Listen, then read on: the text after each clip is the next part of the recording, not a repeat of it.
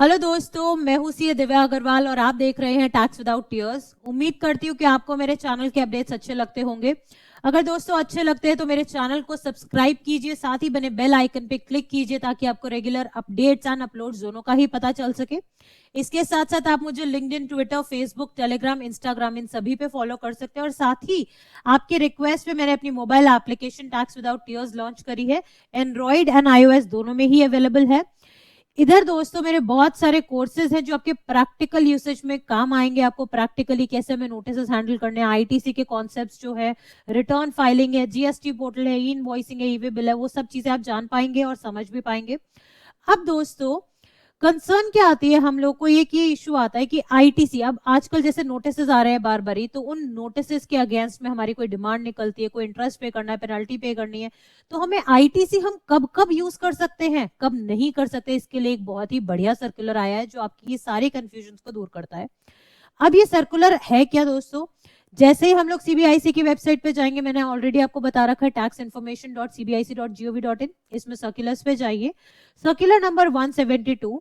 इसके अंदर दोस्तों इन्होंने बता रखा है पॉइंट नंबर 6 में, basically it talks about utilization of the amounts available in the electronic credit ledger and the electronic cash ledger for the payment of tax and other liabilities। यानी अब आप अपने लेजर को, क्रेडिट लेजर को किसके against use कर सकते हो, क्या आप उसमें कौन सी लाइबिलिटीज पे कर सकते हो, क्या नहीं पे कर सकते हो, वो सारी बातें। तो पहला क्वेश्चन ये है, whether the amount available in the credit ledger can be use for making the payment of any tax under the GST law. कोई भी किसी भी तरह का टैक्स पे हो सकता है क्या दोस्तों?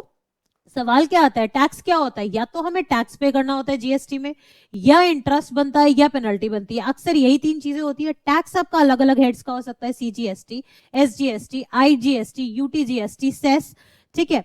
तो इन्होंने क्या कहा, नॉर्मली आपका जो टैक्स का मतलब है, it means the tax which is chargeable on the supply of goods और सर्विसेज और बोथ, यानी जो भी आप आउटवर्ड सप्लाई करते हो उस पे जो भी टैक्स बनता है, that is your output tax, जो आप बहुत इजीली, जिसके अगेंस्ट आप क्रेडिट को यूज कर सकते हो। लेकिन इसमें क्या नहीं आएगा, अगर आपने कोई भी ऐसा सप्लाई लिया है जिसमें आपको यू बीइंग बायर और रेसिपिएंट यू हैव टू पे tax under reverse charge mechanism, तो आप अपने क्रेडिट लेजर को यूज नहीं कर सकते हो। रादर आप अगर आरसीएम की कोई भी गुड्स या सर्विस ले रहे हो, यानी ऐसी कोई भी सप्लाई ले रहे हो, तो उसको आपको कैश में ही पे करना होगा और अकॉर्डिंगली इनपुट लेना होगा। तो पहली क्लैरिटी क्या हुई कि बाकी किसी भी तरह का कोई भी टैक्स हो, आप उसके अगेंस्ट आप क्रेडिट लेजर को यूज कर सकते हो। वही सेम बात इन्होंने क्या लिखी है, accordingly it is clarified that any payment towards the output tax, जो अभी हमने डिस्कस किया, यहाँ पे जो बता रखा है सेक्शन 2 के सबसेक्शन 82 में,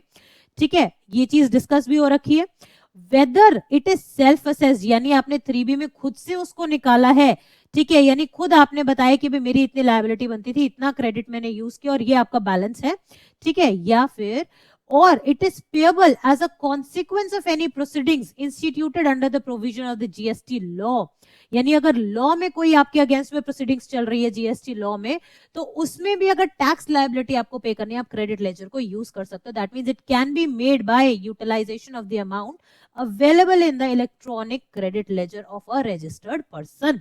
फिर इसके बाद it is further reiterated that as output tax does not include the tax payable under RCM, implying thereby the credit ledger cannot be used for the making of payment of tax which is payable under reverse charge. यानी reverse charge को छोड़ के अगर आपको कोई भी और tax liability पे करनी है तो आप पे कर सकते हो टैक्स क्रेडिट लेजर से, बेसिकली इलेक्ट्रॉनिक क्रेडिट लेजर से आप पे कर सकते हो। लेकिन अब सवाल क्या आता है, क्या अपार्ट फ्रॉम दैट टैक्स अगर कोई भी और लायबिलिटी यानी इंटरेस्ट या पेनल्टी एक्सेट्रा हमें पे करनी, क्या उसमें भी हम यूज कर सकते हैं? जी नहीं, सेक्शन 49 में ही क्लियर मना है। It can not be use for making the payment of any interest, penalty, late fee और any other amount under the said act. इस तरह का कोई भी और अमाउंट अगर पे करना है तो आप उसके लिए क्रेडिट लेजर का यूज नहीं कर सकते हो।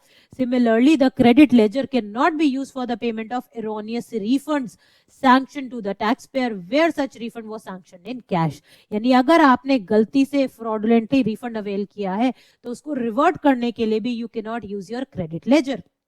ठीक, फिर whether the amount available in the cash ledger can be used for making of any liability, पर अगर यही चीज, अगर हमारे पास अमाउंट डिपॉजिटेड है कैश लेजर में, तो ऐसे सिचुएशन में क्या वो किसी भी लायबिलिटी हो या आपकी टैक्स लायबिलिटी हो या फिर आपका interest, penalty, late fees etcetera हो, क्या उसके लिए यूज हो सकता है? जी बिल्कुल।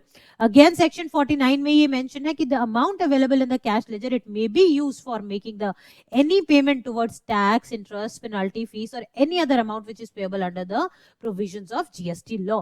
दैट मींस बहुत इजी और बहुत क्लियर डिमार्केशन बता दी कि क्रेडिट लेजर कब यूज हो सकता है और कैश लेजर तो हमेशा ही यूज हो सकता है। तो उम्मीद करती हूँ दोस्तों कि ये क्लैरिटी अब आपको भी मिल गई होगी कि आईटीसी के लेजर को हमें कहां कहां हम यूज कर सकते हैं और कहां नहीं कर सकते हैं। और इसी के साथ साथ दोस्तों अगर आपको कोई भी और डाउट है तो आप कमेंट बॉक्स में कमेंट कीजिए। डेफिनेटली जो कॉमन डाउट्स होंगे, जो म्यूचुअल डाउट्स होंगे, मैं वीडियो के थ्रू एड्रेस करूंगी। Thank you so much and have a nice day.